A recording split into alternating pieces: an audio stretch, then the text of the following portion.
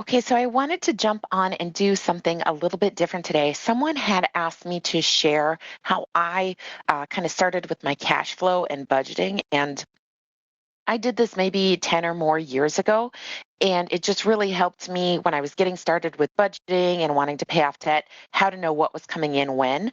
I started on a paper calendar, which is absolutely where you could start, but I like now to do it in a spreadsheet. And I'm going to show you just in an Excel spreadsheet how to use some simple formulas and things to get your cash flow and budget working for you in Excel. So let's get started. So I'm going to start before I put in my column headings, I'm going to establish my rows in row A. And what I want to do is I want to have a line for every day of the month. So I'm going to do these month by month. So I'm going to start out in January, and today is Friday, January 1st. So I'm just going to start out by plugging in some days here, and I don't have to do them all. In fact, once I get a couple in, I can just highlight those and then drag them down. There's 31 days in the month, but I skipped a line, so drag them down to 32 and let that unsnap, and I'll move that over a little bit. But now I've got my days of the week.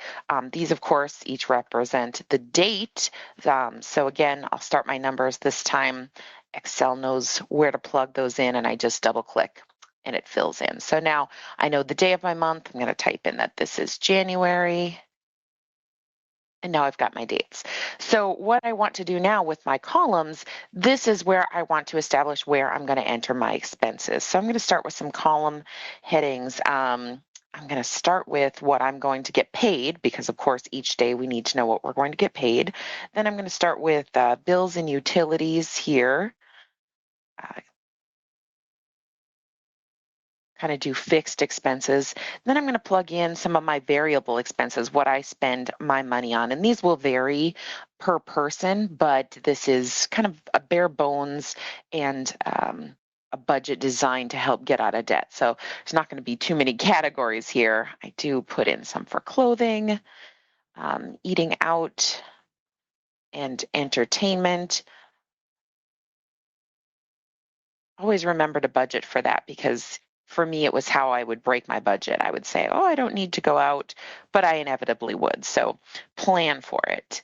I have some personal expenses, whether I'm getting my hair done or a trip to Ulta, whatever that is. And then I just put in miscellaneous. I know for some budgeting programs that's taboo, but I always like to have a column that's just a catch-all. If something does come out of left field, I have somewhere to put that expense.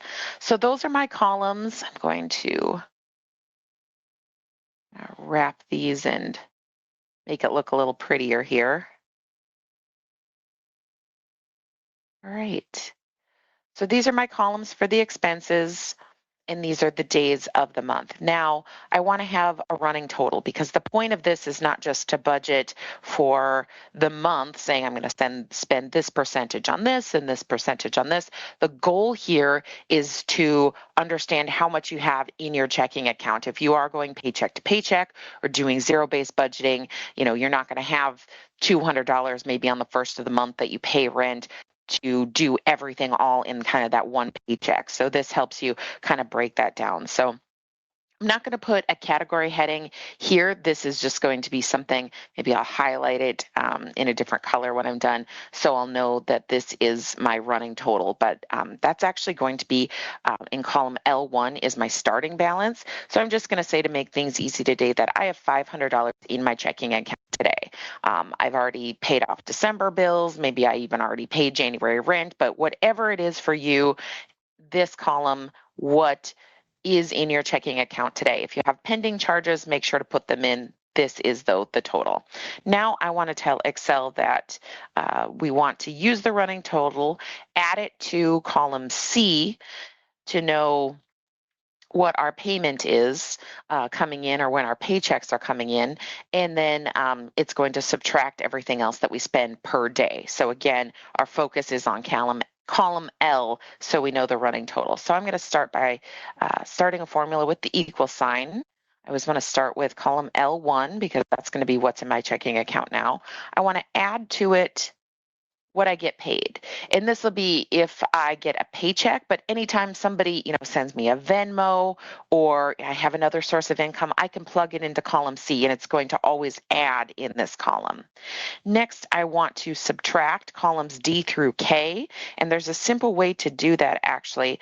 So I'm going to subtract and then I'm going to put in parentheses, so it's kind of a sub formula here.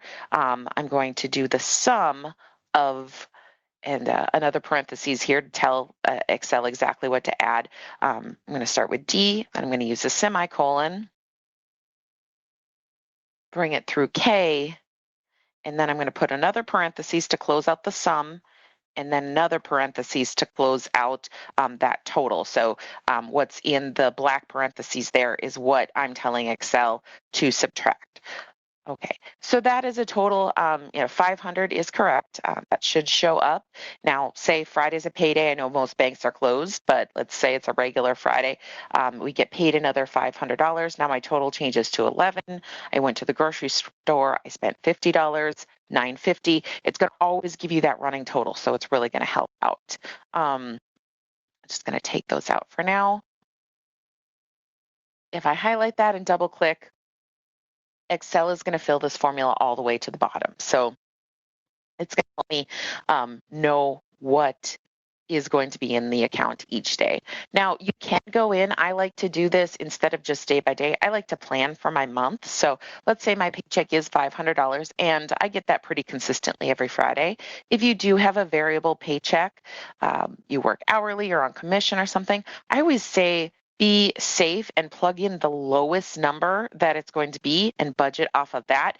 Anything else that's above that is icing on the cake. You can throw that towards savings, towards debt repayment, something like that. So just budget realistically for your personal situation. So now down here, this is great, right? If we didn't spend any money, we'd be sitting on $3,000. But we're going to have some utilities to pay. Let's say my rent is, I'm just going to say it's $600 for the month. And then we are going to add in some other things. My energy bill usually comes out on the 15th. My utilities, again, use your best guess to guesstimate. And I will say there are some companies that let you pay an estimated amount and then you just have to pay the difference or get a refund at the end of the year. So they kind of help you budget. So it's a consistent payment each month. So you may have that, or you may just know, hey, it's around 150, or better yet, the most it's ever been for me is 170. That's a really high bill for, I guess, a $600 utility. So maybe I'll bring it down to 70 a month. That's the most my energy bill has ever been. And so I'm going to budget for 70. If it usually comes in at 50, that's great. I have $20 to put towards extra debt or savings, but I have enough to cover kind of my worst case scenario here. I also get Netflix taken out. They jump their prices up to $14.99 with taxes, I guess, depending on where you live. For Minnesota, it's $14.99. And then I also, near the beginning of the month, and you can look up usually what date your billing cycles are on in Netflix, or in this case, I'm going to say, I don't do this anymore, but I think Apple Music was $9.99. So I started typing here in column M. I should tell you about that. So if we think of column L and over, this is going to be all the numbers. Over here, I like to put some notes, and depending on what it is. Now you can do this, you can not do this, maybe you know what it is, but at a glance, I like to have a reference here of what I'm planning for. Utilities there, and Netflix down here. And maybe you don't need these for the fixed expenses, but they sure are handy if, something's in miscellaneous, what was that? I write it in the corresponding columns. And I don't get too fancy with formulas or anything. Over here, I'll just consider this, I'll say notes on the top, and I will maybe get that centered there. Maybe get a pretty little color just to zhuzh it up, but this is going to be kind of my notes section here. Talked about this column where we have our running total. I'm going to highlight that maybe in a pretty happy yellow. I like to work with colors and spreadsheets. It's a personal thing. If you do yours all in white and black or gray, whatever it is, but always makes me happy when it comes to balancing the checkbook if things are pretty. So now I've got my money here in gray. I've got my notes in blue. I'm going to pay attention to the yellow. That's going to be my running column. And just to remember that this is getting added in, not subtracted, so I don't put any debits in. Maybe going to put that in a pretty green color. I know I'm spending way too much time picking the colors there, but so now I have everything. I'm just going to go ahead and come up here and maybe add some grid lines to it to make it a little easier to distinguish between everything. So now I have a running total. I've got some of my utilities plugged in. Now, depending on where you budget for the month, if we went in and we're going to say, okay, $250 we have for groceries every month, we're going to do $175 for gas every month, and then I've got, I don't know what, $30 for clothing, $60 for eating out, things like that. I'm going to get in the negative pretty quickly. Again, I don't know what your numbers are here, but that's just a for instance. What I like to do is break out, especially with the first two columns, everybody's going to have these groceries and gas, break them out weekly. So instead of 250, because I'm not going to go out and spend $250 on groceries, it's probably easier for me to spend $50 a week.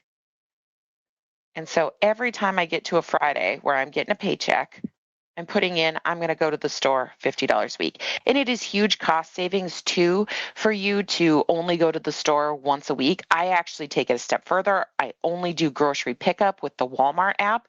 That way I can only put up to $50 in my cart. Obviously the weights for produce and taxes sometimes vary, but I'm always around $50. There's no surprise when I get to the checkout and it's 80 and I went way over budget and now I only have 20 for the next week. So this really helps me stay in 50. Now, if I went to buy groceries today, let's say I only spent 47, I want to keep my budget the same. So now I know next Friday I can spend 53 because it's going to fluctuate a little bit like that. So that's how I'd recommend running these columns. I do the same with gas. If I have 175, I got a small compact car here. I'm only going to put in $35 every Friday. And again, just keep your balance and total moving depending on what you spend. Clothing, that's $30 for the month. I know I'm going to spend $60 for the month on eating out. I've got $60 on household supplies, cleaning supplies. I include our pet in this, which is why it's a little bit more personal. This is, if I get my hair done, nails, maybe I have to go to Ulta and pick something up. I don't allow very much because these can roll over month to month, right? So it's zero-based budgeting for the month, but I guess I do it a little different. I'll carry over those totals month to month. I don't expect that I'm always going to use that in the month that I'm in. Miscellaneous, I'm just going to plan on $40 or a smaller amount. And there you have it. I didn't go in the negative at all. Again, the yellow amount is going to match what's in my checking account each day. Less the expenses. So if I come tomorrow and I know I went and got groceries yesterday and I did spend $25 on gas, I'm going to add in $10 next week because I saved there. I didn't spend any of these. So when I'm balancing my checkbook, no stores were open. I didn't do anything with those categories. So I moved them down a day. My total in my account today is $328. And then if I needed to go out and spend, I'm looking at this tomorrow, Saturday, if I need to go out and spend that money, it's there for me and I'm not going to be overdrawn. So I'm always looking at the yellow column. And I don't have these formatted really well. Of course, if you want them to really reflect all of the digits, you can go and format cells and then the number here.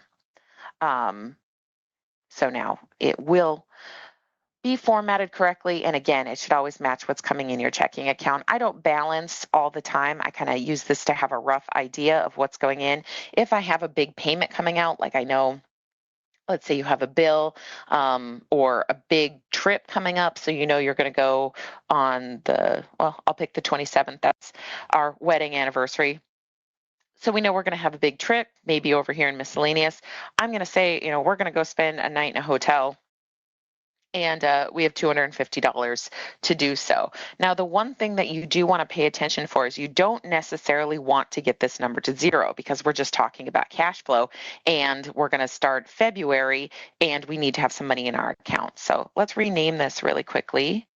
Rename the tab to January, and I'm going to take out my hotel stay, and let's copy it over. We're just going to move it to the end, create a copy, and click on OK. Now it's not January 2. I'm going to rename it for February. I always get that one mixed up.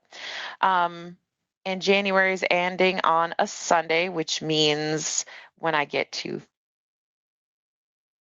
can't talk and type the word February, apparently. January is ending on a Sunday, so the first day of February is going to be on a Monday. I'll get a couple of those in, highlight them, drag them down. Excel is going to pick everything up for me. Now we've got a change up here too for February. We have 3 extra days in January we don't have. I'm just going to delete those columns. And it didn't mess with our running totals or anything. The formulas are still working. We have 28 days. We have all the days of the week. What you do need to remember to change here, and your bills and utilities are probably fixed. You might want to go in and change your variable expenses depending on when you copied it. I'll set these back to the 50 and the 35. You can kind of copy and paste those all up, move them up to the first of the month. This is kind of a reset budget. But now I need to make sure that the balance in my checking account is correct. Now, when we did it in January, I told you to look at your checking account and move that total over. If you're keeping this spreadsheet up to date and accurate, you can actually just keep moving that total over. So I'm going to start with an equal sign. I'm going to click on my January tab, and then I'm going to go and I'm going to click on the balance on the last day of the month. Now it's going to tell me I had $1,650 left in my account at the end of the month. You probably won't. You'd probably have spent that money on something, but now it's pulling the total over correctly, and I forgot to adjust here. We don't get paid on Mondays. So you'll want to come in and make adjustments for $500 to come in every Friday in the month of February. So you get the concept, how it works. Again, this worked really well for me to start to learn how money was coming in, and I didn't want to sit down and balance my checkbook every day, and it was too hard to keep in my head, what payment was going towards what. So just paying attention to the one running balance column really helped me to know what I had to work with throughout the month, what was going to be available when, and again, if I had a specific event or bill or something that was due on a specific date, I could plug that in. Now, obviously, you could keep going, and I'll be honest with you, I have a spreadsheet with tabs. I think I've had to build a couple new ones because they get too big. I've been doing this for about 10 years, and I don't use it as intensely as I did at the beginning, but it was a great resource and tool to help me get me started. So I hope it gets you started in planning and budgeting for the 2021 year. I'd love to hear from you in the comments if this is working for you and